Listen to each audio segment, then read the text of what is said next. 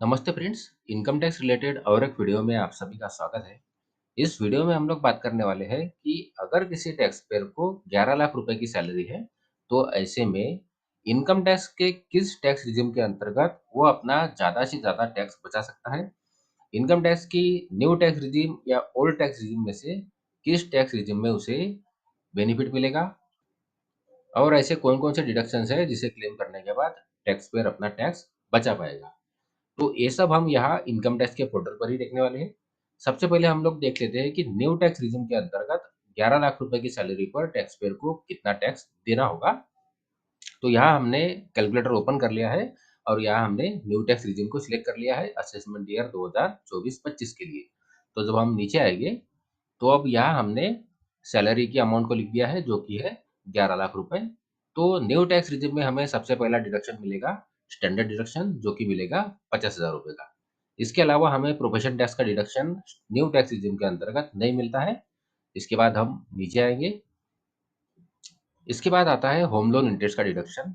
New tax regime में home loan interest का deduction तभी मिलता है जब टैक्स पेयर की प्रॉपर्टी रेंटेड हो, जब उसने उसकी प्रॉपर्टी रेंट पर दी हो। नहीं तो होम लोन इंटरेस्ट का डिडक्शन न्यू टैक्स रिजिम में नहीं मिलता। तो यहाँ इस केस में होम लोन का इंटरेस्ट नहीं मिलेगा। इसके बाद हम नीचे आएंगे। इसके बाद अब हमें यहाँ सैलरी के अलावा और भी कोई जो इनकम होगी उसे ऐड कर लेना होगा। अगर शेयर ट्रेडिंग से कोई प्रॉफिट है तो उसे भी आपको ऐड कर लेना होगा। अदर सोर्सेज से कोई इनकम है तो उसे ऐड कर लेना होगा। हमने यहाँ सेविंग बैंक अकाउंट का इंटरेस्ट ऐड कर लिया है।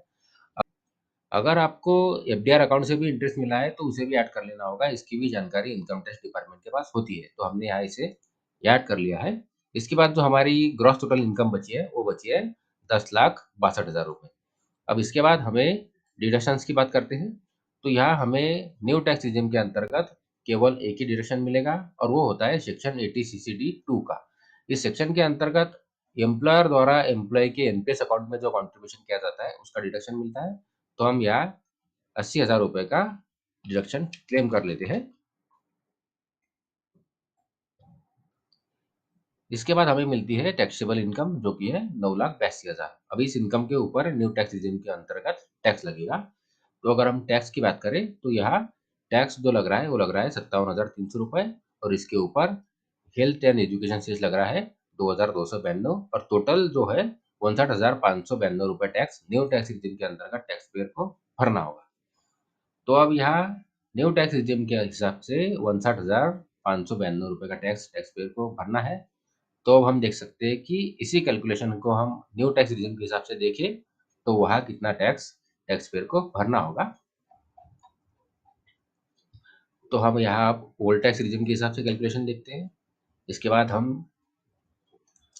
तो अब यहाँ हमने ग्रॉस सैलरी लिख ली है जो कि है 11 लाख रुपए। इसमें से हमें स्टैंडर्ड डिडक्शन मिलता है जो कि 50,000 रुपए का मिल चुका है। इसके बाद हमें प्रोफेशन टैक्स का डिडक्शन भी मिलता है जो कि 2500 रुपए का हम क्लेम कर लेंगे। अब यहाँ हमें होम लोन इंटरेस्ट का डिडक्शन भी मिलेगा क्योंकि हमने सेल्फ ऑक्युपाइड हाउस प्रॉपर्टी के लिए होम लोन लिया है। तो उसका डिडक्शन हमें 2 लाख रुपए तक यहाँ ओल्ड टैक्स रिजिम के अंतर्गत मिलता है, तो उसे भी हम क्लेम कर लेंगे। इसके बाद हमने यहाँ income from other sources saving bank account का इंटरेस्ट भी ऐड कर लिया है 12,000 रुपए। इसके बाद जो हमारी ग्रॉस टोटल इनकम निकली है वो निकली है 8,59,500 रुपए। अब इससे हमें डिडक्शंस मिलेंगे, तो हमें यहाँ डिडक्शंस की डिटेल्स लिखनी होगी। तो यहाँ सबसे पहले हम लोग सेक्शन 80C के अंतर्गत डिडक्शन क्लेम कर लेंगे जो कि हमें मिलेगा 1,50,000 रुपए का। इसके बाद हमें एनपीएस का डिडक्शन मिलता है। तो सेक्शन 80 सीसीडी 1 के अंतर्गत टैक्स पेयर द्वारा एनपीएस अकाउंट में जो कंट्रीब्यूशन किया जाता है उसका डिडक्शन मिलता है। लेकिन ये सेक्शन 80 सीसीडी 1 के अंतर्गत जो डिडक्शन मिलता है उसकी लिमिट सेक्शन 80C के अंतर्गत जो डिडक्शन की लिमिट है 1,50,000 की उसके अंतर्गत सीमित है। तो यहाँ हमें सेक्शन 80 सीसीडी 1 के अंतर्गत डिडक्शन नहीं मिलेगा। इसके बाद हमें मिलता है सेक्शन 80 सीसीडी 1B के अंतर्गत डिडक्शन। तो इस सेक्शन 80 सीसीडी 1B के अंतर्गत एम्प्लॉय द्वारा एनपीएस अकाउंट में जो कंट्रीब्यूशन किया जाता है उसका एडिशनल 50,000 रुपए का डिडक्शन टैक्स पेयर को मिलता है, तो इसे भी हम क्लेम कर लेते हैं।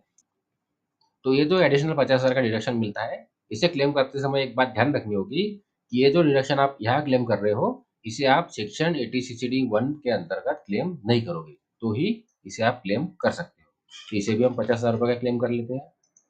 इसके बाद सेक्शन 80 सीसीडी 2 के अंतर्गत एम्प्लॉयर द्वारा एम्प्लॉय के एनपीएस अकाउंट में किए गए कंट्रीब्यूशन का डिडक्शन मिलेगा, तो उसे भी हम यहाँ 80,000 रुपए क्लेम कर लेते हैं। इसके बाद सेक्शन 80 डी के अंतर्गत हमें मेडिकल इंश्योरेंस प्रीमियम का डिडक्शन मिलेगा, तो इसे हम यहाँ 25,000 रुपए का क्लेम कर लेते हैं। इसके बाद डिडक्शन अंडर सेक्शन 80 टीटीए के अंतर्गत हमें सेविंग बैंक अकाउंट का जो इंटरेस्ट है उससे 10,000 रुपए का डिडक्शन मिलता है, तो उसे भी हम यहाँ क्लेम कर लेते हैं। इसके बाद हम नीचे आएंगे, तो अब यहाँ हम देख सकते हैं कि हमारे जो टैक्सेबल इनकम है वो बची है 5,44,500 रुपए। तो यहाँ जो टैक्स पेबल आ रहा है वो आ रहा है 21,400 रुपए, और यहाँ इसके ऊपर हेल्थ एंड एजुकेशन सेस लग रहा है 856 रुपए, और टोटल टैक्स जो पेबल आ रहा है वो आ रहा है 22,256 रुपए। तो आप यहाँ देख सकते हैं कि ओल्ड टैक्स रिजिम के अंतर्गत टैक्स पेयर का टैक्स बच सकता है। इसके लिए उसे इन्वेस्टमेंट करनी होगी। तो अगर टैक्स पेयर ने प्रॉपर इन्वेस्टमेंट की है तो ओल्ड टैक्स रिजिम में वो अपना इनकम टैक्स रिटर्न फाइल करके अपना टैक्स बचा सकता है। तो ये एक एग्जांपल था जिसके माध्यम से हमने समझने की कोशिश की है कि 11 लाख रुपए सैलरी होने पर टैक्स पेयर किस टैक्स रिजिम में अपना टैक्स बचा सकता है। आशा करता हूँ इस वीडियो की जानकारी आपको यूज़फुल लगी हो। अगर इस वीडियो की जानकारी आपको यूज़फुल लगी है तो वीडियो को लाइक करिए, चैनल को सब्सक्राइब करिए। धन्यवाद।